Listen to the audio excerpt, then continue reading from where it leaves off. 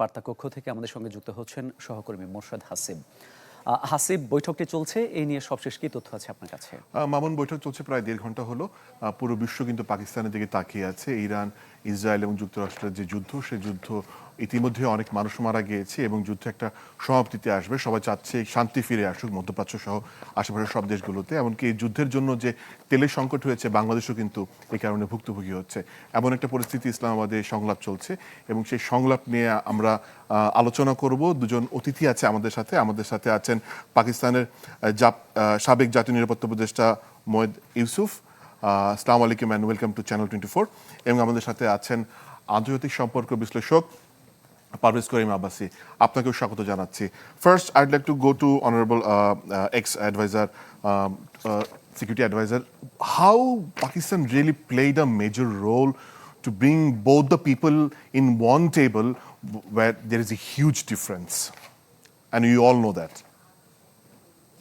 Thank you.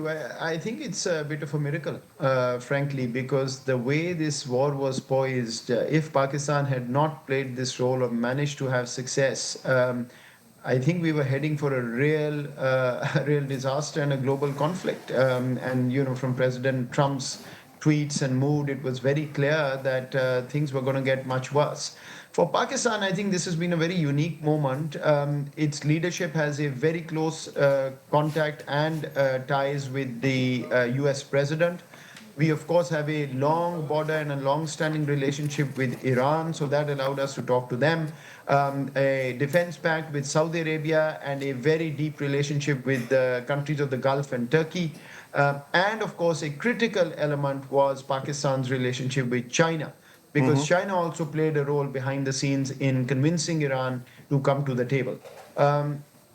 I think in terms of diplomatic feats, there aren't many that you could recall in modern history where a country that is, not party to the conflict, but is very closely connected to the conflict by geography, by religion in this case, and also by long-standing bilateral relationships and multilateral relationships, has been able to bring what was a very, very uncertain moment to a point where today, as we speak, Iran and Saudi and USA are sitting in Islamabad, talking to each other, trying to figure out whether they can find enough commonality to make the current ceasefire permanent. Okay, when you talk about the commonality, we all know the points being discussed by Iran. There's like 10 points. By the other side, there are like other points. Do you think that US in favor of Iranian demands and the red lines they have given or shared with the Pakistan? I think two things have to be clear here. One, these kind of negotiations don't happen without a pre-negotiation phase. So it's very clear that these sides have been in touch through Pakistan and otherwise to try and soften up the space for this conversation in Islamabad. It's not like they're coming there without knowing what the other side is likely to say. On the other hand, the gap is still very, very wide. There's no question about it. Obviously, Iran doesn't think that all 10 of its demands are going to be met. Obviously, the US doesn't think that its own original 15-plan proposal is going to be met. But there has to be enough overlap for them to walk away, signaling that they're willing to continue talking and that the ceasefire will be extended. Let's not expect, diplomacy is not a one-time event. So you're not going to have them walk out with a joint statement saying everything is settled and we are done. I think this is going to be a process. It's going to continue. They will have to either talk again, meet again. What we should be hoping for right now is that the talks don't break down.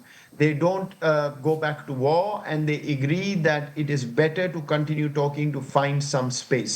I think the big issues are three. Ultimately, this is going to be made or broken on three issues. The Strait of Hormuz, how is that going to be managed? Who's going to manage it after the war?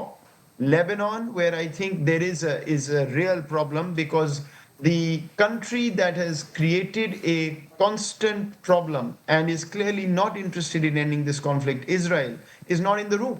And even today, earlier, there are reports that they actually targeted Lebanon. So, that I think is a big question mark. And the third one, of course, is enrichment, where I think it's fairly easy for both to agree that they will keep talking because there won't be any outcome of that today. So these three issues are the big ones. I think if they can agree on Lebanon, and if the US can convince Israel not to throw a spanner in the works, and there could be some understanding on how to move forward on the Strait, you may have positive news coming out of Islamabad tonight. Last question to you. In short, do you think this dialogue will move on for the next session? I sure hope so, because if it doesn't, we are going to be back to square one and the entire world is going to be in a lot of trouble. So, for the sake of humanity, I think let's hope that Pakistan's efforts do deliver what we are looking for. It's already successful, but I think we really need to get to the finish line. Thank you, Mr. Yusuf. Let's go to Mr. Parvez Karim Abbasi. Which is really in Bangla. Parvez bhai, আমরা যেটা দেখছি সেটা হচ্ছে যে right Parvez ভাই, আমরা যেটা দেখছি যে সংঘাত আসলে অনেক দূর গড়িয়েছে, সেই সংঘাতের পানিতে সবার জীবনই মানে ঘোলা হয়েছে। কিন্তু আপনার কাছে যেটা জানার বিষয় সেটা হচ্ছে পাকিস্তান যে উদ্যোগ নিয়েছে আঞ্চলিক রাজনৈতিক ক্ষেত্রে, সেটা একটা বড় উদ্যোগ। সেক্ষেত্রে আসলে আপনি কতটুকু আশাবাদী নাকি হতাশাবাদী, নাকি আপনি in between the lines of hope and destructiveness? Thank you Murshid. আমি এখানে বলবো বাংলা ভাষায় বলি। এখানে আমি আমার আগে যদি ভদ্রলোক আছেন মানে বেশ চমৎকার ভাবে বিশ্লেষণ করেছেন, মোটামুটি আমি একমত তার সাথে। সেটা আমি কিছু জিনিসগুলো আমি অ্যাড করবো। প্রথমত হচ্ছে যে আমরা কেন আশ্চর্য হচ্ছি যে পাকিস্তান এই ডিপ্লোম্যাটিক ব্রেক থ্রু করেছে। কেননা কি বলেছেন যে পাকিস্তান হচ্ছে uniquely placed to act as mediator, কারণ তারা চীনের অত্যন্ত ঘনিষ্ঠ বন্ধু এবং হচ্ছে স্ট্র্যাটেজিক অ্যালাই। এবং দুই হচ্ছে চীন, আমরা সবাই জানি যে মধ্যপ্রাচ্যের উপর তেল এবং গ্যাসের জন্য আমদানি অত্যন্ত নির্ভরশীল, এবং ইরানও হচ্ছে চীনের অত্যন্ত ঘনিষ্ঠ সামরিক একটা মিত্র।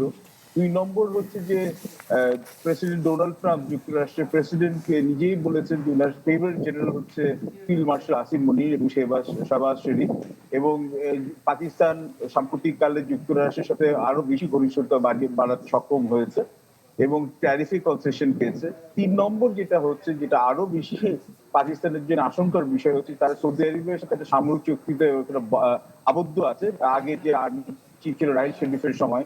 এবং যদি সৌদি আরবে যেভাবে আক্রমণে এখানে ইরানের ড্রোন এবং ব্যালিস্টিক মিসাইল আক্রমণ হয়েছে এখন সাম্প্রতিককালে, এটা একটা আনফর্চুনেট সিচুয়েশন হবে যদি প্রতিরক্ষার কারণে যদি পাকিস্তানের যদি যুদ্ধের সংঘর্ষে জড়ায়। এবং 4 নম্বর যেটা বলেছে, ইরান এবং পাকিস্তানের একটা বড় একটা বর্ডার আছে, এটার কিন্তু একটা কন্টেনশিয়াস ইস্যু আছে কিন্তু, যে ইরান যদি দুর্বল হয়ে যায় বা রেজিমে যদি পতন হয়, তাহলে ইরানের মধ্যে সিস্তানে বালুচিস্তান বলে প্রভিন্সটা আছে, যেটা এখান থেকে বিচ্ছিন্ন হওয়ার সম্ভাবনা আছে। এবং পাকিস্তান নিজস্ব এখনো বিচ্ছিন্নতাবাদ হওয়ার সম্ভাবনা আছে বালুচিস্তানে।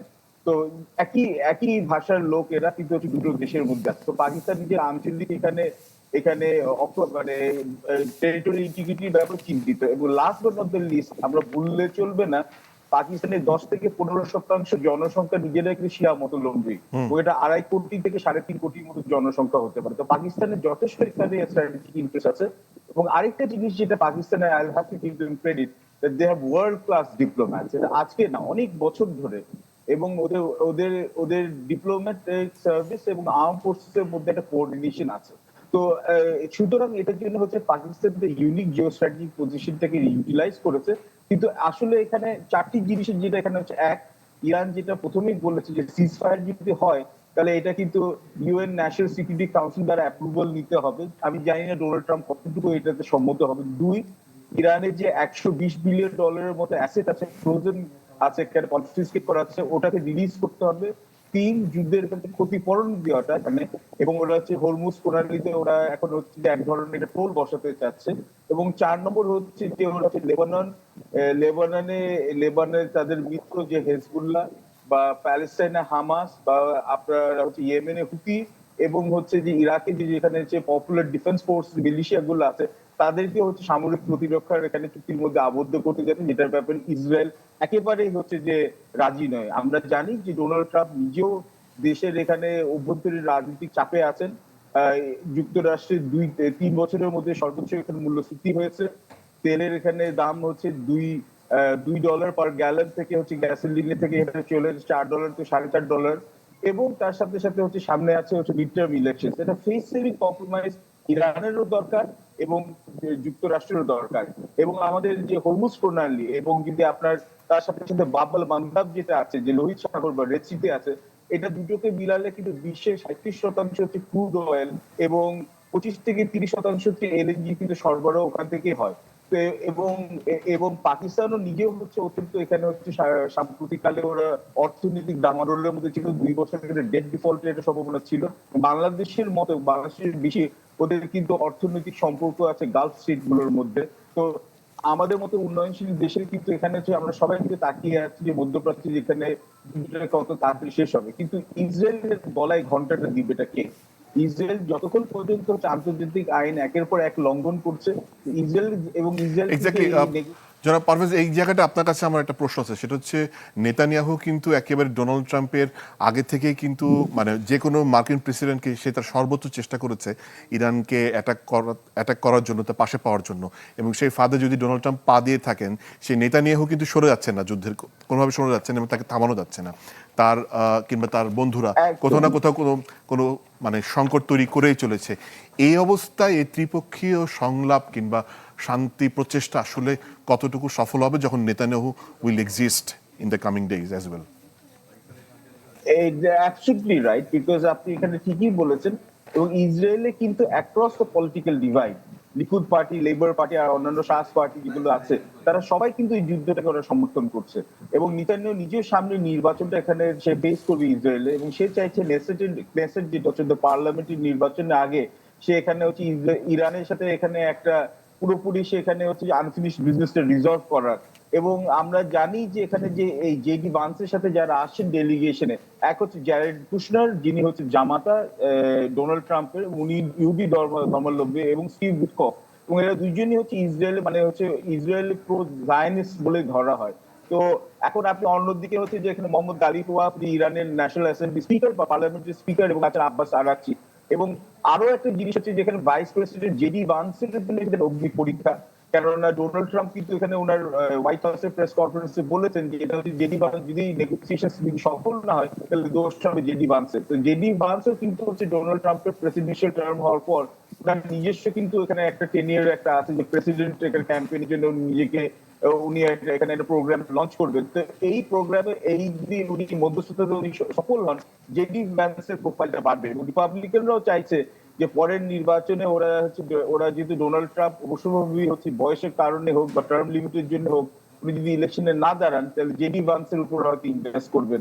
তো যে নানান ধরনের কারণ এখানে আছে, কিন্তু আমি এখানে একটা জিনিসই আমার সমস্যা দেখছে যে ইসরায়েলি লবি, বিশেষত আইপ্যাক যেখানে আছে, American Israeli public affairs committee, এদের কিন্তু হচ্ছে যুক্তরাষ্ট্রের প্রত্যেকটি এখানে নীতির উপরে, অর্থনীতি বলেন, পররাষ্ট্রনীতি বলেন, প্রতিরক্ষা নীতি বলেন, তাদের যথেষ্ট প্রভাব আছে। তো ইসরায়েলকে যতক্ষণ পর্যন্ত এই চুক্তির মধ্যে না নিয়ে আসা যায় তাহলে কিন্তু এই সমস্যাটা থাকবে।